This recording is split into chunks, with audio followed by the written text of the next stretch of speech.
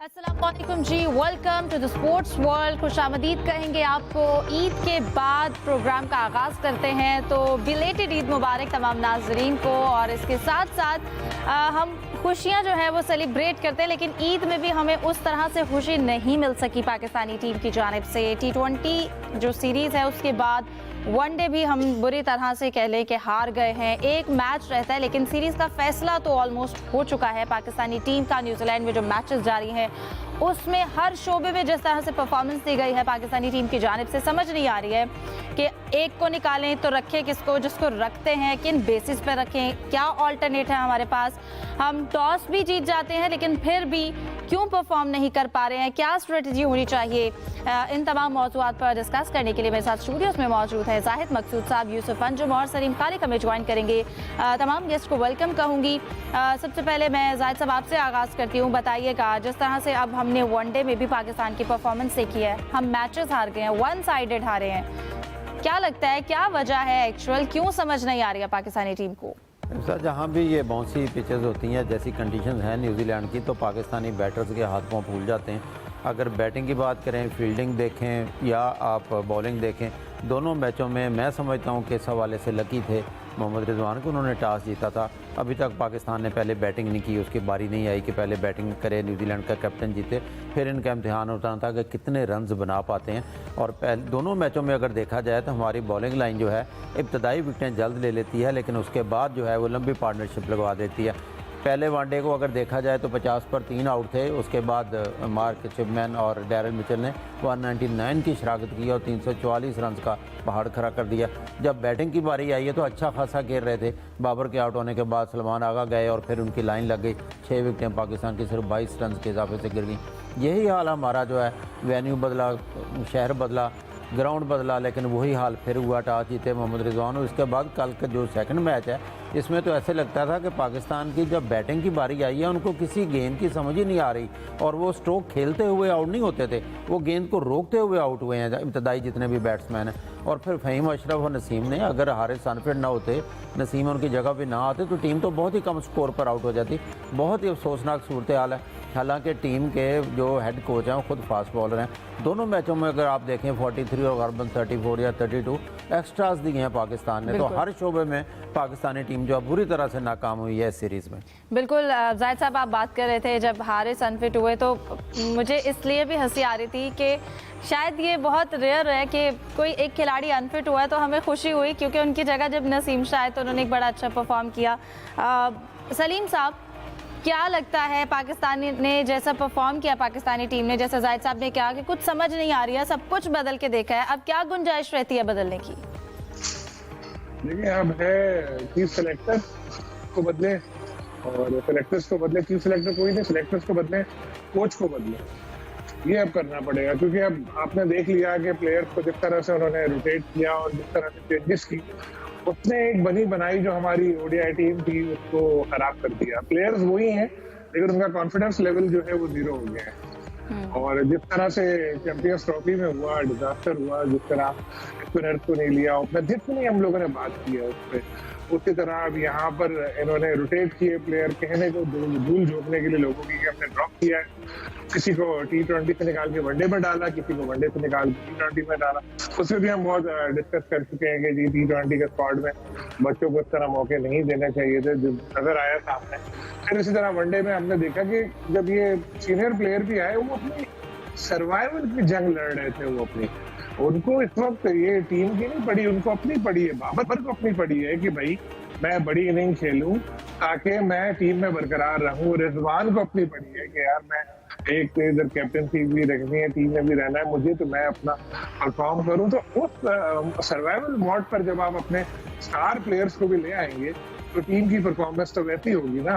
आपने देखा रिजवान जिस तरह कल बैटिंग कर रहे थे, ऐसा लग रहा था कि हाथ से उठा के उनको बॉलें मार रहे, और वो कभी यूं हो रहे, कभी यूं हो रहे, कभी यूं झुक रहे।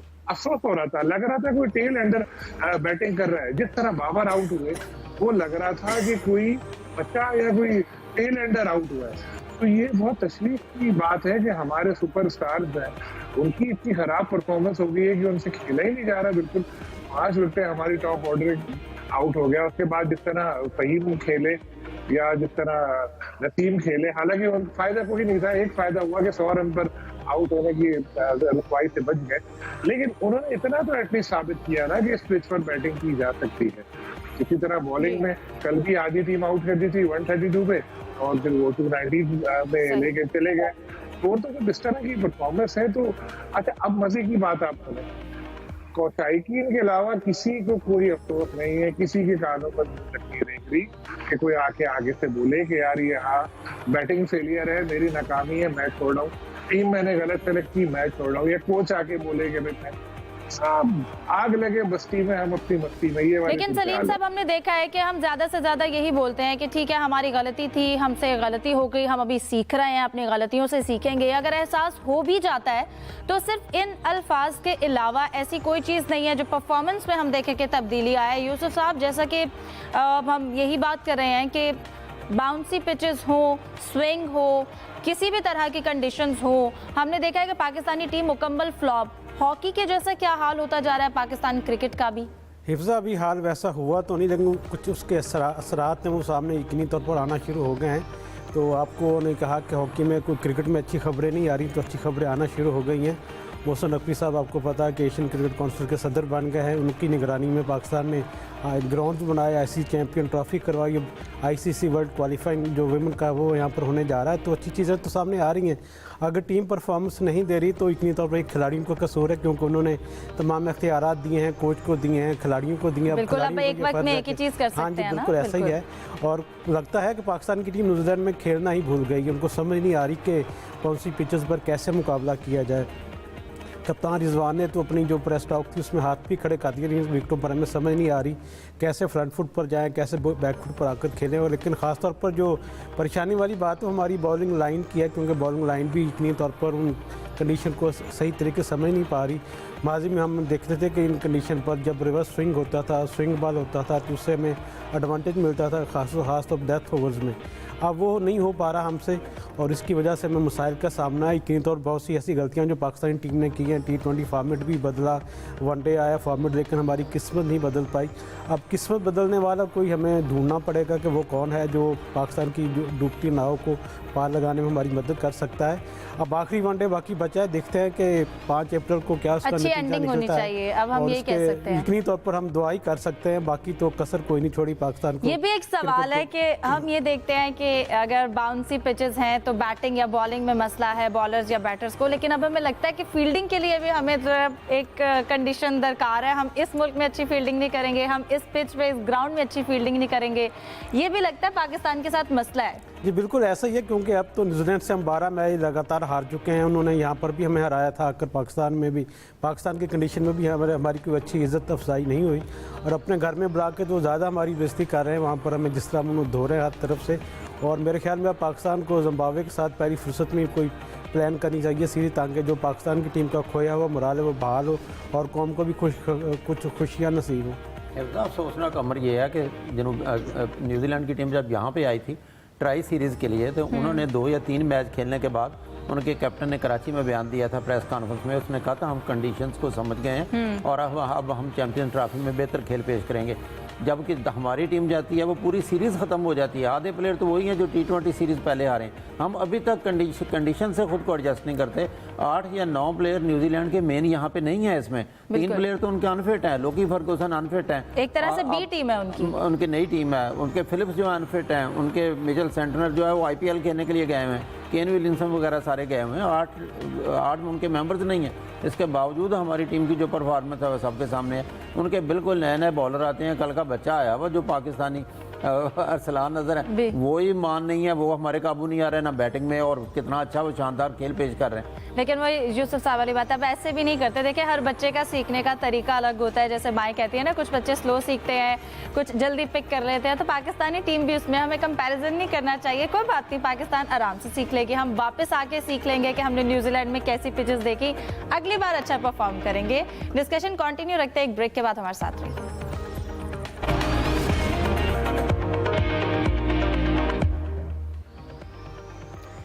Welcome back. सलीम साहब, आपकी जानिब आऊंगी। कहिएगा, वैसे कह लें पाकिस्तानी टीम का वक्त अच्छा नहीं चल रहा। देखें ना, हमें बॉल्स की भी समझ नहीं आती है, हम जख्मी हो जाते हैं, या हमारे साथ अच्छा नहीं हो रहा है इस तरह के प्लेयर्स खिला के। देखें, टीम कभी हेलमेट पे अगर किसी खिलाड़ी के बॉल लग जाए चकरा जाते हैं, फिर अगर बॉल वैसे लग जाए रिजवान की, अगर हम बात करें, इंजर्ड भी बड़ी जल्दी हो जाते हैं हमारे प्लेयर्स। कंकशन रूल इस मैच में हमने देखा अप्लाई, जो हमारे लिए बड़ा फेवर में रहा। नसीम शाह की एंट्री हुई और फिर उसके साथ साथ हमें स्लो ओवर रेट पे जुर्माना भी हो गया पहले दोनों मैचेस में। तो वक्त बुरा चल रहा है, टीम तो ठीक है।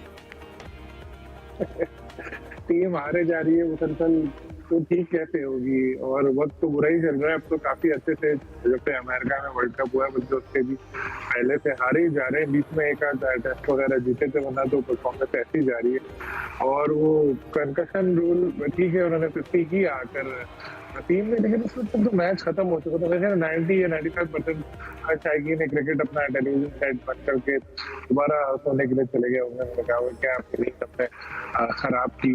तो अब तो बुरा वक्त इतना ज्यादा हो गया है पाकिस्तान क्रिकेट टीम के साथ कि अब उसको खत्म करने के लिए क्या करना पड़ेगा कुछ समझ नहीं आ रहा। लेकिन इसमें अपनी कोताहियां इसमें शामिल हैं, कोशिशें सही तरह हो नहीं रही।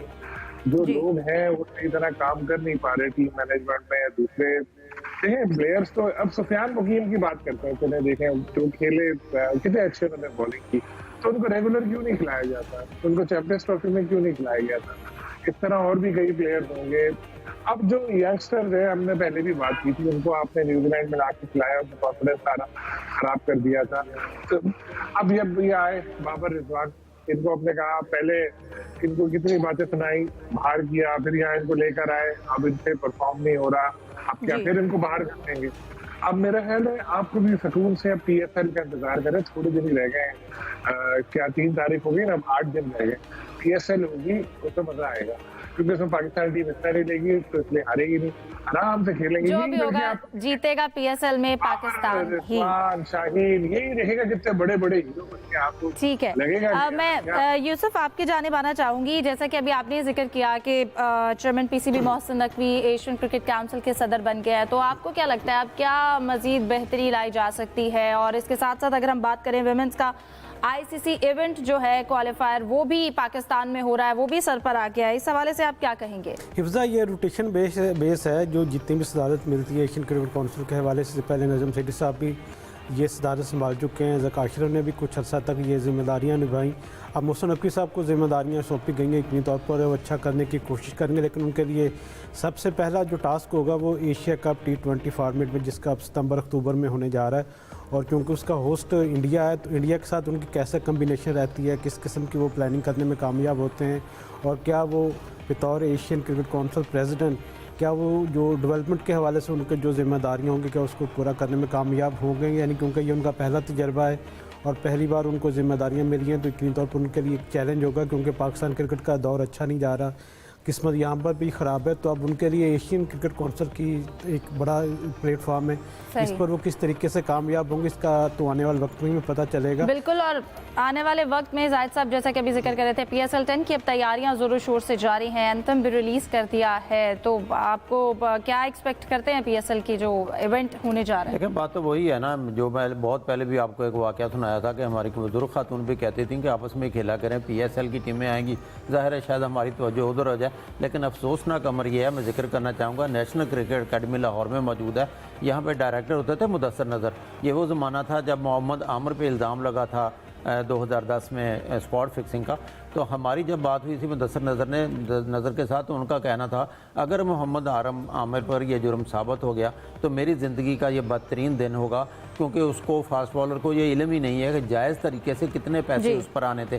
कहने का मकसद ये है, उनको इतना दुख था क्योंकि मोहम्मद आमिर को फास्ट बॉलर टॉप का बनाने में मुदस्सर नज़र का बहुत हाथ था। लेकिन अब बताएं, पिछले चंद सालों से नेशनल क्रिकेट अकेडमी ने कितना बैकअप तैयार किया है। अगर हम बड़े खिलाड़ियों के बाहर बिठाने की बात करते हैं तो हमारे बेंच स्ट्रेंथ नहीं है हमारे पास, है ही नहीं हमारे यहाँ, तो उस पर बहुत ज़्यादा तवज्जो देने की ज़रूरत है। बिल्कुल जाहिद साहब, जाते जाते आपसे जानना चाहूँगी, फारूक हमीद साहब इंतकाल कर गए हैं, एक अच्छे प्लेयर थे पाकिस्तान के, वो अपने बारे में आपकी मुलाकात भी हुई है, एक स्टेटमेंट देते थे। देखिए, 60 की दहाई में थे फारूक, फास्ट बॉलर थे, वो PIA की तरफ से खेलते थे, इन्होंने गालबन 43 मैचेस खेले थे, 111 विकेटें भी ली थी उस ज़माने में, और हनीफ मोहम्मद, और ये बैच था 60 का, और वो क्लेम करते थे कि वो शोएब अख्तर से ज़्यादा तेज़ बॉलर हैं, होंगे भी शायद उस ज़माने में स्पीड गन ना हो। वो कहते थे 111 या 114 पर मील के हवाले से मैं गेंद करता हूं, जबकि शोएब की गालबन 100.23 थी।